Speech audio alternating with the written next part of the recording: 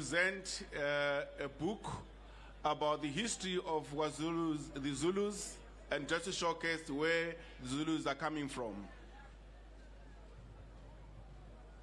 Ngiyafisa si Ndlunkulu. Ngiyafisa futhi okunye sisale sesikwenza bondaba. Sisale sesiyenza le presentation sezikhona zonke ingane zenkosi ukuze sizothatha kahle isithombe ngiyazi ukuthi akugabisi isikhathi.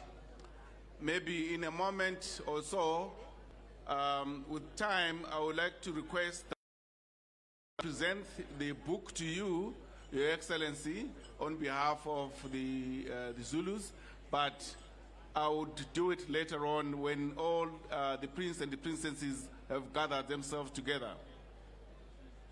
Besi cela ubayede walapha ekhaya inkosi yamakhosi umbelwa asondele sizokwazi ukumnikeza isipho esivela kumfowabo ingonyama.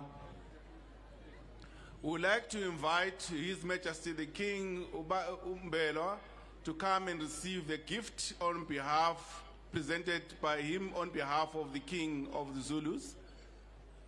If we request, we'd like to have the King Mbelwa to come forward to receive a gift from his brother. If you can come forward, please. I know I'm breaking some protocols, but these things just come in a spirit. Please bear with me, Mr. President. Yes, please. They just... Makeba. Cela nilikhaqe Makeba, sondelani ngale kum.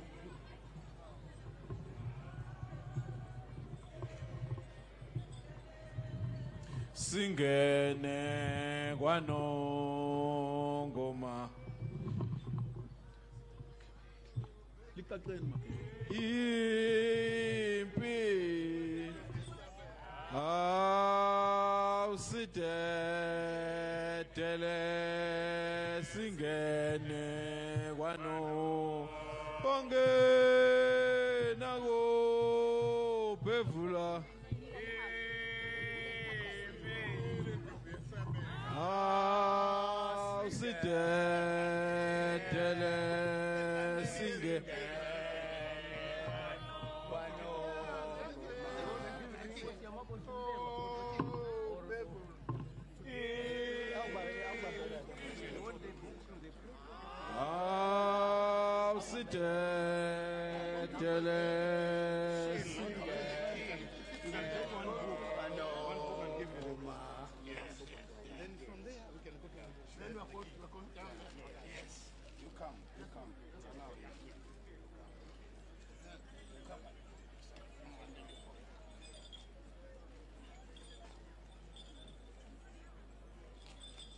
Here is Prince, the elder Prince Zebulon.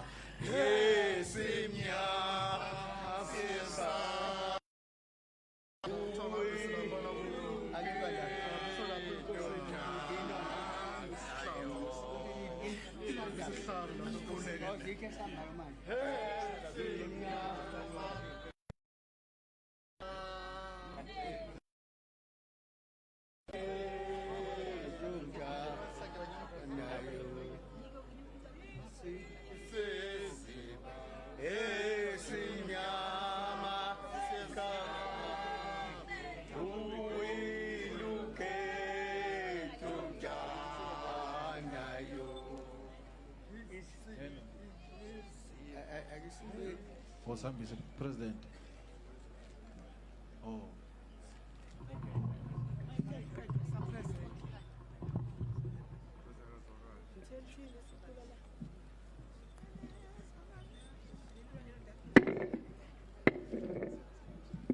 panyengo ya sono umtikuonera hapo wakupereka buku la mbiri kweniso wakupereka mphaso iyo yafuma ku South Africa. Mphaso iyi ikuperekeka kwa inkosi ya makosi itu Mberwa wa Chinkondi, ndipo pala wafuma uko wendenge kukapereka mphaso iyi uko yakhala inkosi ya makosi Mberwa itu ya Chinkondi. Ndipo awati kwaona kunthazi umtapulikira mbalendo vitu awo wafuma ku South Africa.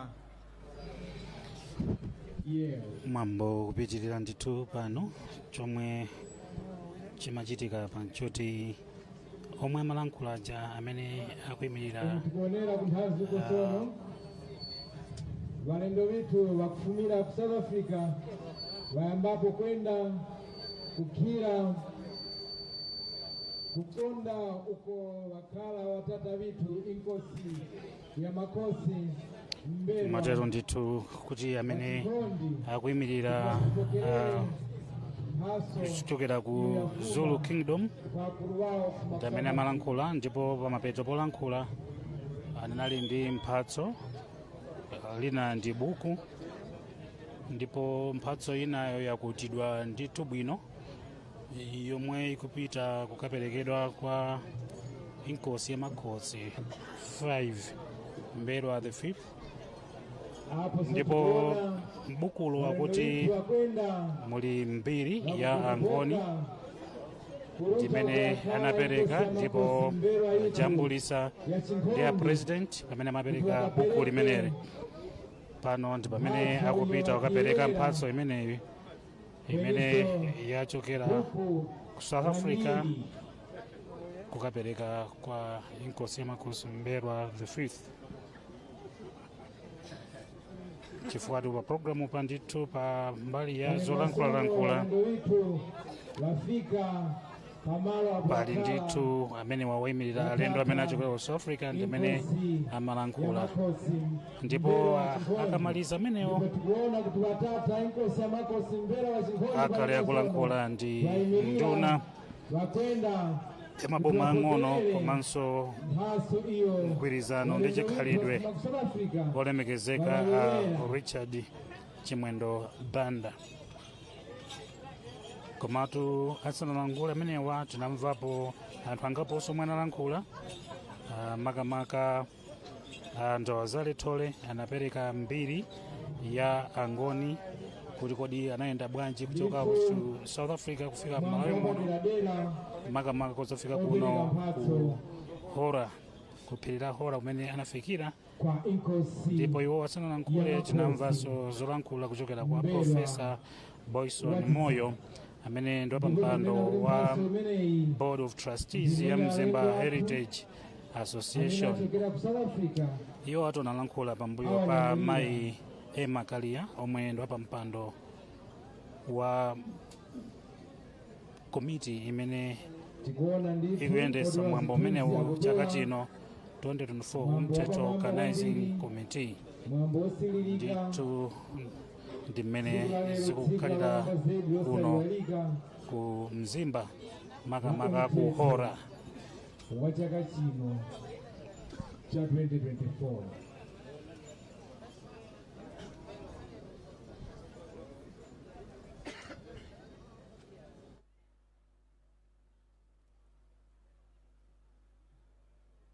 Akupereka ndithu mphatso ija, ojambula zithunzi akujambula,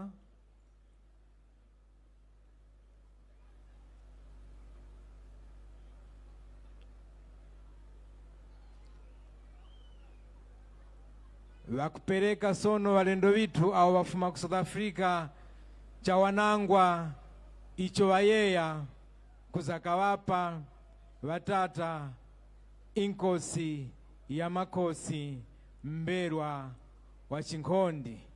Ndipo ngao mtikuonera kunthazi uko ni mwambo we mchomene zuwa lambula kuluwika la mwahuno, na umoso mkuona vantu wakufumira kunyumba za kupharazika maziko kufuma za kupambana vakutora vituzi vanyake vakulembalemba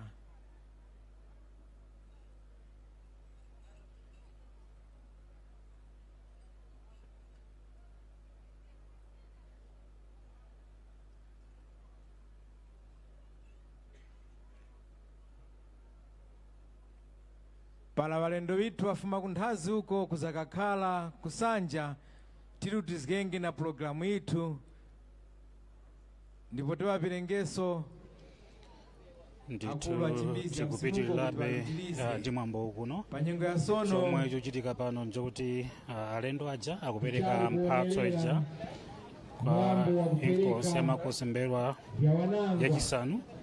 Ndikaona umeneko ndithu kulinso mainkosi angapo amene ayima pamodzi ndi inkosi mbelwa. Ndaonako kuli inkosi Chindi ali kumeneko, inkosi Ntwalo ali kumeneko, inkosi Mperembe ali kumeneko, inkosi Mawilawo, inkosi Mzikulowa, inkosi Mzukuzuku, inkosi Kampingo Suwande, inkosi Solo ndi mainkosi ena ali kumeneko ndithu. Amene watu ndi aja amene amapanga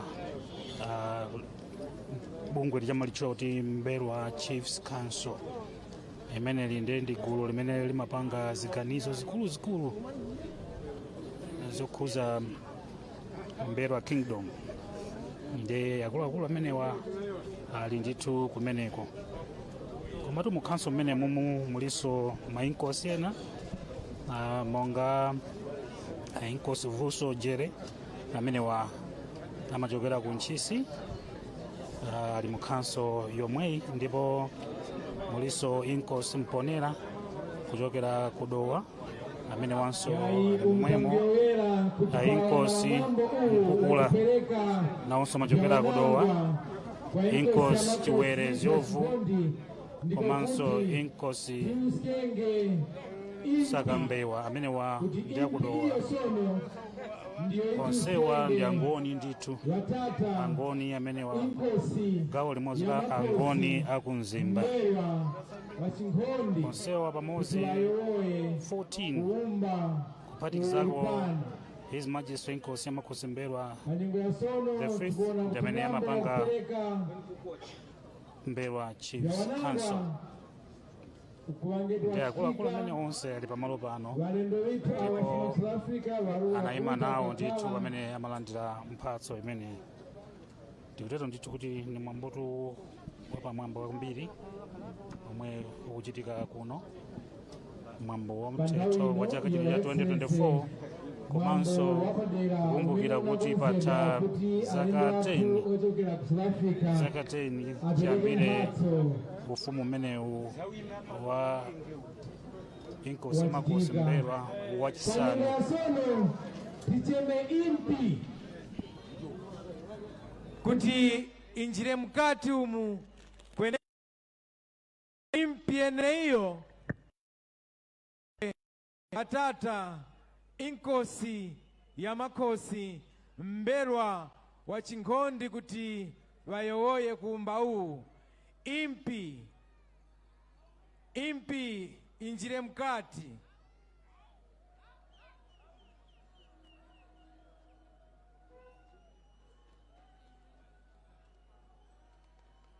Impi ni nyengo inu, impi tienti injire mkati.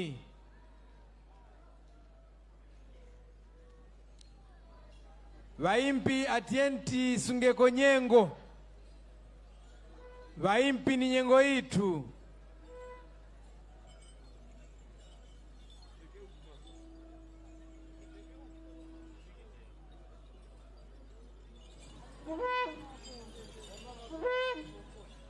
Zapa.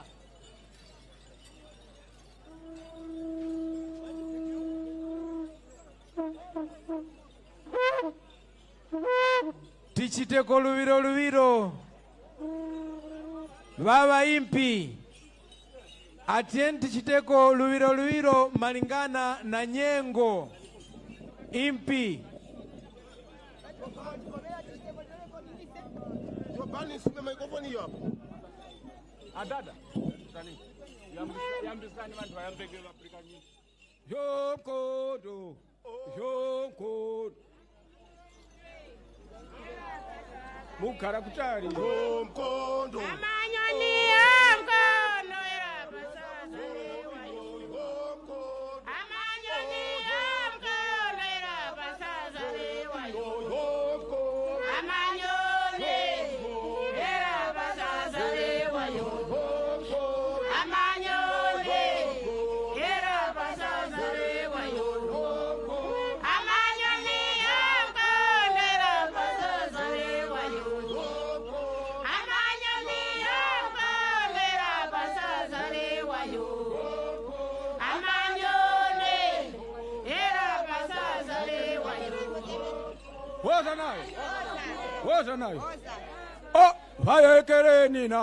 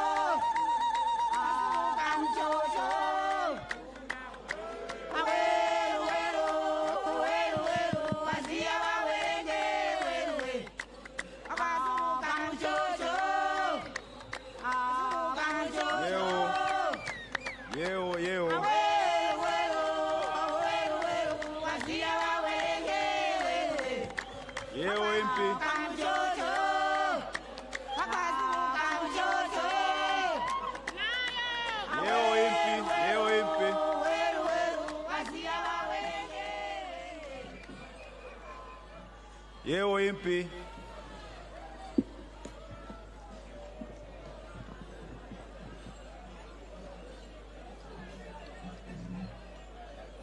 Yeo nane mukunuska njala ngani nganjiramo.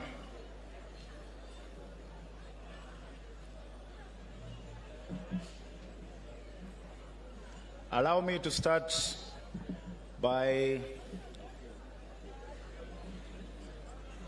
recognizing the state president, Dr.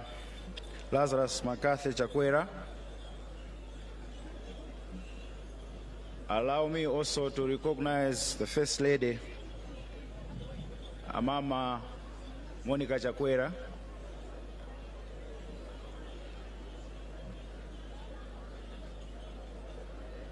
The former Vice President, Right Honorable Kumbo Hastings Kachari, a Speaker of the National Assembly, Honorable Chimwendo Banda, Minister of Local Government, Unity and Culture, and all ministers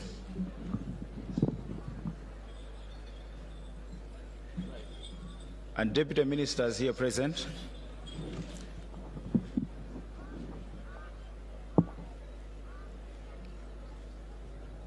The delegation from the Zululand, in a special way, Her Majesty. I don't want to be like the other one who did not pronounce the names correctly.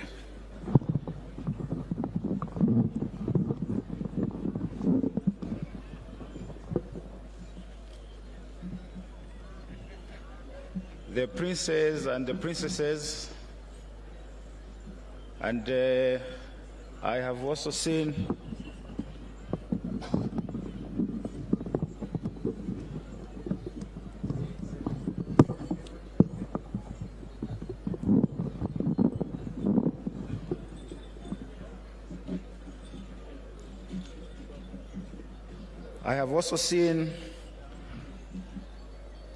Vanyitu wa Chalichi walipano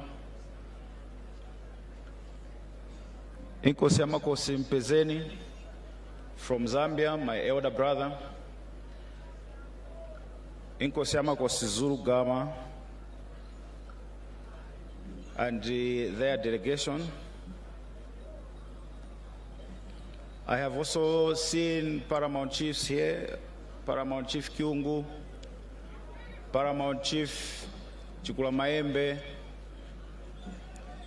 I have seen Paramount Chief Lundu.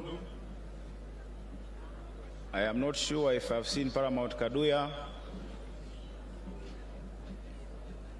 And in short, Your Excellency, allow me to stand on the protocols that have already been established. First and foremost, I am standing here and I don't have words to say or to express my happiness. This is more like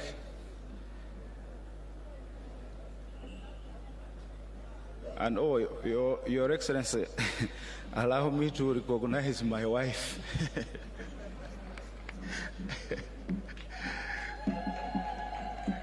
The Queen Beauty. If we are talking about the 10 years, she's in the picture. I couldn't have done it myself without her. I'll digress a little bit. I'll come back to English, but allow me to speak. Start by kumungana President. Pamaso pa anthu onse abali apa. Ise tili wakuonga chomene chifukwa mwapatula nyengo inu na kuiza kuzakakhala nase. kukhala nasepera cha kweni mwakolako kuti pano paoneke makola nthena ta anthu tikhale mafwasa nchifukwa chakuti mwayikapo soko lino. Tikumuonga ni chomene a president muna mtima uwemi mukutemwa waliyonse kulikose uko kuli mwambo kwalingwa chingoni kwalingwa chitumbuka kwalingwa chiyawo mukuwakuku icho chikutipa nkhongono isenga kuluwandira ku mafumu kuti tigwirana ntchito mwakwenerera. Your Excellency, mwambo wa chaka chino waya vinthu viwiri. The umteto wa mazuwa onse kweniso umvayoyera wanji kuti nakwanisika vyaka 10 nili pa ufumu apa. Ulendo wa vyaka 10 wa upusu kweniso na unonono. Your Excellency, you agree with me mukumanya kulisika vantu chinthu chakusuzga chikuwako panji chipusu kuti ulisike viveto fangavu kuyoisika ngati kweniso ngawo vikuwana zgololo kuti vikuzgole pa wachiphalira chinthu ngati kweni muuso wa vantu vali apa ukuwa wakusuzga fwa iwe pala wana nthena iwe wakuti ine na nthena wawaso upusu chifukwa cha vantu vene wawa chifukwa vanthanikira kweniso tukhalira lumoza tukuendera lumoza. Ulendo uwu wayamba waka chifukwa kunthazi uko a president kumaliza kamchemaniso kuti ni na 40 years pa ufumu nijipwererenga president nijisungenge nifikenge kosa.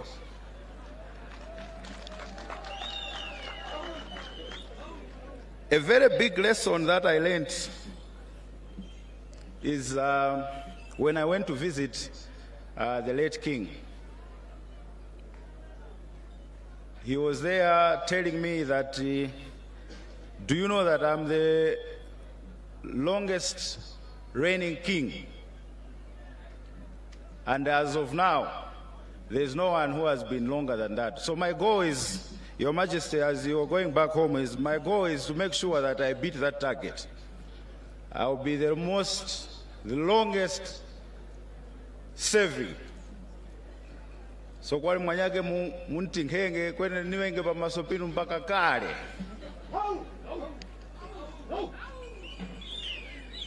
Your Excellency, ndinokondwa chomene chifukwa cha nkhumano iyi mutose tizira pano mose kuzakakhala nane kuzakakondwerera nane. Pempho liweraka kuti tikoleraneko tilute munthazi na chitukuko. Tilute munthazi na mdauko withu. Mazuwa ano naona vikwanga vinthu vikusinthako pakati apa we lost mdauko chifukwa cha borrowed cultures ataoneranga. Kweni pasono pano tikuona kuti vachinyamata vawereramo wakumanya munthu ungamanyika yaye kwambula kumanya mdauko wako. Tiyeni tikoleraneko kuti muvyaka vinandi vikwiza kunthazi uku muzimba watukuke. Tilongolenge kuti apa pasintha tikuyanthena. Nikolane kwa kanawa wa SG yanga chira kuti tanandi vana mzimba tili wakuchita makola chomene. Kweni development tikuyireka kumatauni kumakaya kwithu we're not developing. And ichi nkhoyoya chaka na chaka. As a result, mbwenu tikuyamba kulongola walongozi kuti awa kutuvwira ise tayambapo. Tikuyeneka kuti ise ndise tiyambe. Very good example ngana mutayambira pano pahora. Mwanthu mwe mukumanya pa mthetho ukambanga pano pakawanthena cha. Pakapa thengere chaipo. Kweni na umuvyaka vikuendera aunani pasono pano mpakuonekera. Mpaka chitukuko chafika cha magesi pakano. Chitukuko cha maji chafika pano. Vintu hivi vakuti vapahorapera pano cha but vifalikirenge ma communities vantu vaonenge kusintha maumoyo. ndipo niyo panthena pene papo president nakhumbani muungani kuendera mwana winu Minister of Defense Harry Mkandawire.